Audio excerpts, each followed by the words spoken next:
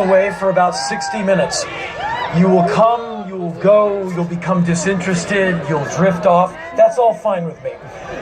So here's another thing. You can turn a bit of this down because we're getting feedback. Jello, if you could communicate that to somebody. Thank you. My monitor man. Anyway, there's some things I need to say to you that you already know because you are enlightened individuals.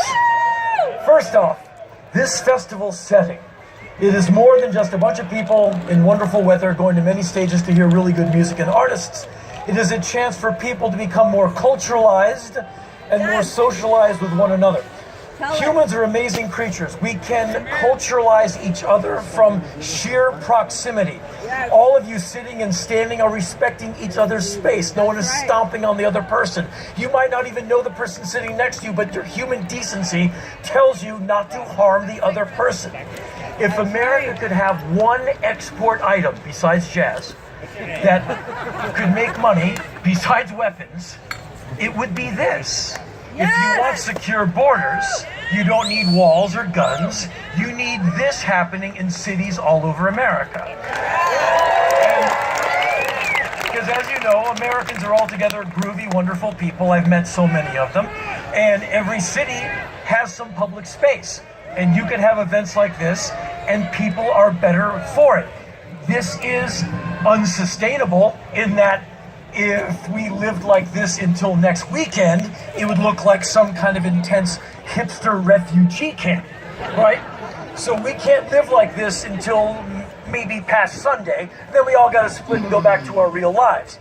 But for a little while, every year, we can get together and groove like this, and you meet some other people. You get some reading lists. You get your mind changed. You get your mind blown. And you become a better human being. And I'm not talking about a better part of the electorate. You just become a better person. Why? Because you voulez-vous with some other people. And you listen to some music and you became culturalized. Why did I tell you this? Because I know that you already know it, just so we all can hear it and know it together. So here's something else. Just two brief anecdotes. I just finished a tour of 13 months a couple of months ago. And so last year, I've been on the road on and off since 1980 something. And so I've seen almost everything happen on stage. Last year, two things happened on stage that I've never seen happen before. And so last year, I stupidly booked a show in my hometown of Washington, D.C. at the beautiful Lincoln Theater, 1,100 seater, sold it out, wonderful, on the night of the presidential election. So I figured it'd be a night of celebration and controversy. I will never do that again. I'm like about 11 months into the tour. Let me have a word. I heard you. Hold on. No, I appreciate it. I heard you apparently. Okay, sir, you've been heard. So, I am a well-oiled machine on tour. I have all my little stories dialed in, and I go in front of my hometown audience, a bunch of cynical, overeducated people, and I go forth as the Electoral College is falling in. I'm looking at the audience, who is looking at me. Over 1,000 people are staring at me. You can just turn these monitors off. It's turning into a nightmare up here. Please help me. Anyway, I'm on stage, rattling away, hyper speed, know exactly what I want to say. And I'm looking at the audience, who look up at me like they just saw a dog get hit by a car. And then they look back down at their crotch. And I'm like, what am I doing to these people? And there's moments in what I say, like, hey, there's a laugh there, like, and they're like, uh-huh. And I have no idea how I can be bombing. I don't think I'm any great shakes to the stage, but I've never bombed like I'm bombing. There's a bunch of people in the theater, and all I see is aggravation. But my head is so far up my ass in performance mode, don't screw this up, I forget what's happening historically in real time in the America. And I keep on rattling away, 2 hours and 10 minutes, blah, blah, blah. And the audience looks like they are either losing air or taking on water. Like they start all uniformly listing to the side. And the look on their faces, did I leave my front door unlocked? Is my babysitter a decent person? This look of worry as they look at me and then look right back down at their crotch. I'm thinking, why are you so attached to your pudenda? Aren't you used to it by now? And so I finished the show like, well, thanks, good night. Yeah, and I have no idea what I have done to these good people. And so I stagger backstage with a lump in my throat, an albatross of bad show swinging from my neck. And I asked this woman who I know who's backstage, I go, what did I just do to these people? She said, you've been in Henryland for the last 2.5 hours. You don't know what's been happening in America, do you? I'm like, She says, you better go check the internet, son. Everything's changed. And what I didn't realize is they're all looking at the Electoral College votes coming in and they're watching Hillary Clinton get annihilated by the Electoral College. And I'm up there, hey, they're like, yeah, you're funny, my life is over. And so I went back to my Bon Jovi mobile, my tour bus that I live in, and I stayed up until about 5:30 in the morning, unable to sleep.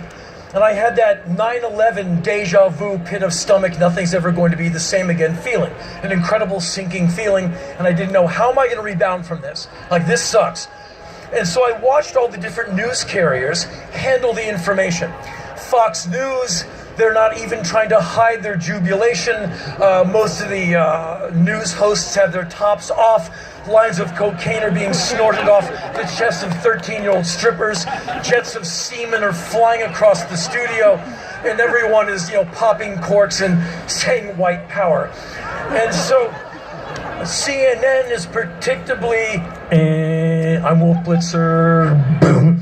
And MSNBC are bright young pundits trying to hide their dismay to be objective newscasters, and they're holding back the tears like, well, we have a new president.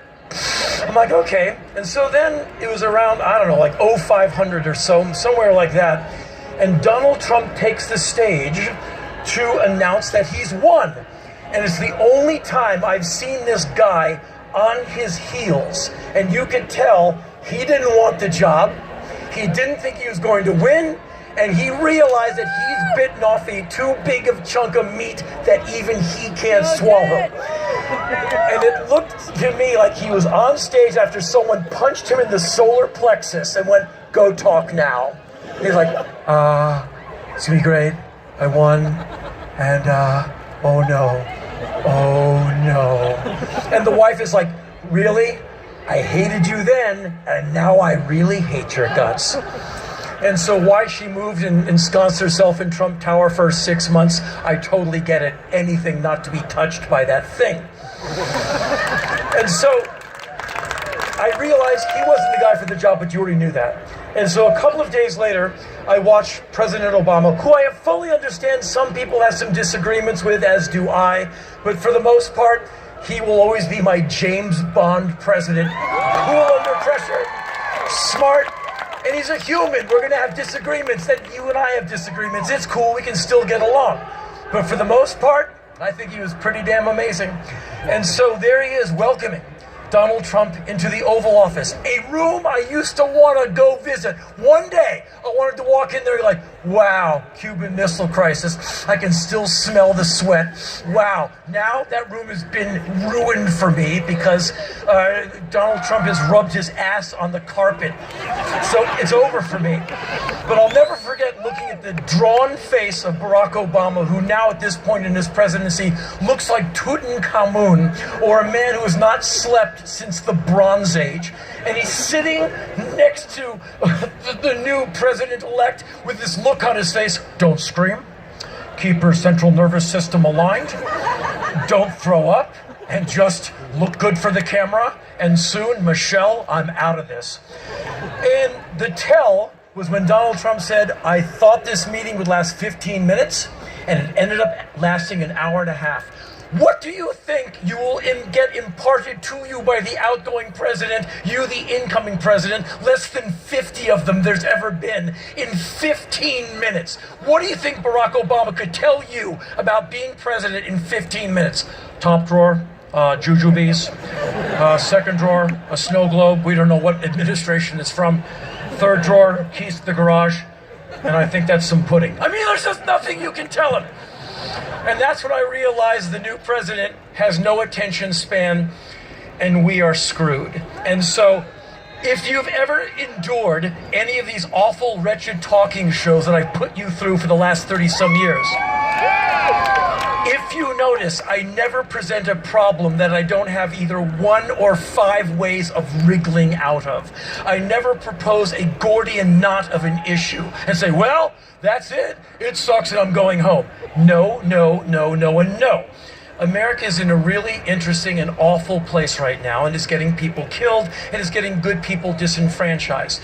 But when some people see a crisis, I see an opportunity. And so,